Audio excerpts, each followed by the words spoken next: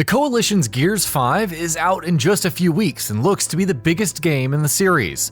So what's different from Gears 4 and how have different aspects improved? Let's take a look at 15 ways that Gears 5 differs from its predecessor. Performance capture. While previous Gears of War games would have dialogue recording and motion capture done separately, Gears 5 uses performance capture. This means that actors like Laura Bailey and John DiMaggio and so on will voice their characters while also implementing their own body language into their performances. Time will tell how much this adds to the campaign's story. Reticle changes and health bars. The Coalition is changing up how the reticle will respond when hitting weak points on enemies. So if you're hitting headshots, the aiming reticle will turn red while it remains white for body shots. Perfect reloads cause the reticle to turn gold. Furthermore, enemies have health bars now, so you can decide when it's a good time to finish them off. Health bars can be toggled off for those who prefer the classic experience though. Difficulty options. Gears 5 will see many of the classic difficulty options being renamed. Casual difficulty is now beginner, normal is now intermediate, hardcore is experienced, and insane, well, remains insane. Beginner difficulty brings the benefit of locking onto foes, makes it that much easier to aim, though this can be turned off. It may sound like sacrilege for Gears fans, but for those new to the series, it's a nice way to work up to higher difficulties. Open world aspects, different color palette. By now, we know that there will be some open-world aspects, which could be anything from side missions to bonus objectives. However, Xbox marketing head Aaron Greenberg also noted that the world would be bigger and bolder with a different color palette overall. We've seen this with desert areas and snow-covered terrain, which makes the journey look that much more epic. Now all we have to do is wait and see how it's all tied together. No gear packs. Perhaps the biggest difference between Gears of War 4 and Gears 5 is the lack of gear packs in multiplayer. Items will now be direct purchases with no RNG involved.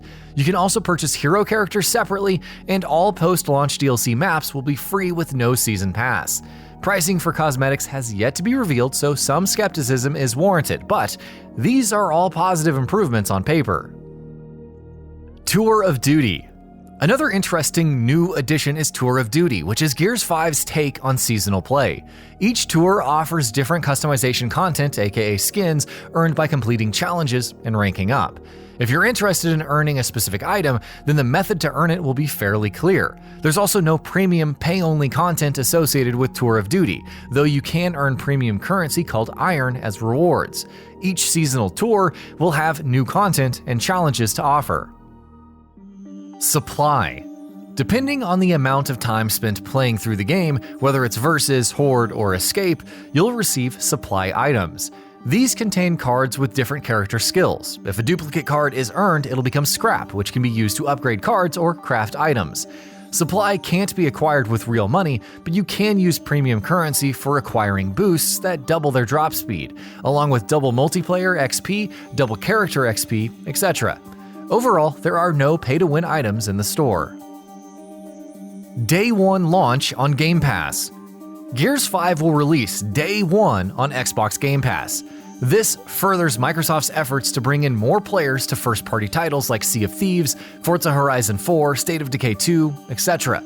However, there's even more incentive to pick up Xbox Game Pass Ultimate, which provides Xbox Live Gold along with both Xbox Game Pass for PC and Xbox One for $14.99. You get to play Gears 5 a good 4 days earlier than everyone else, a benefit usually reserved for Ultimate Edition releases.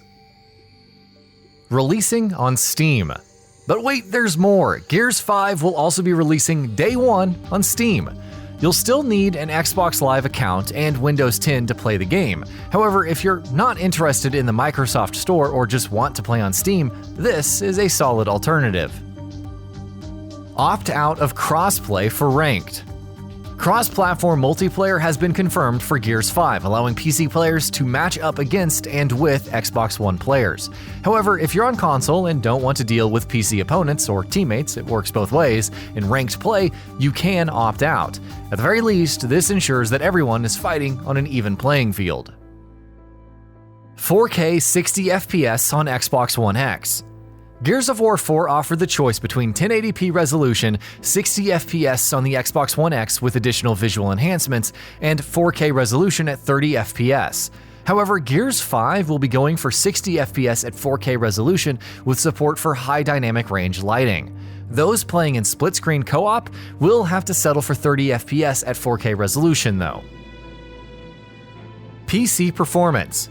On the other hand, for PC players, the Coalition has assured that Gears 5 is being built from the ground up for the platform.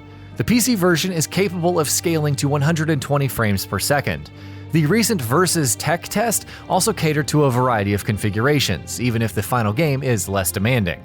Minimum specifications required an Intel i3 Skylake and NVIDIA GeForce GTX 1050 2GB VRAM with 6GB RAM, while an Intel i7 Skylake and NVIDIA GeForce GTX 2080 8GB with 16GB RAM was recommended for ideal specifications.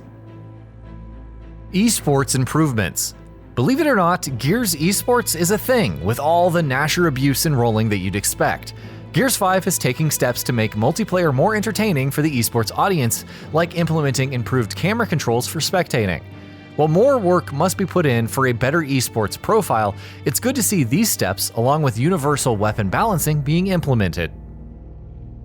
Why it's not Gears of War 5? You've probably or probably not asked why it's called Gears 5 and not Gears of War 5.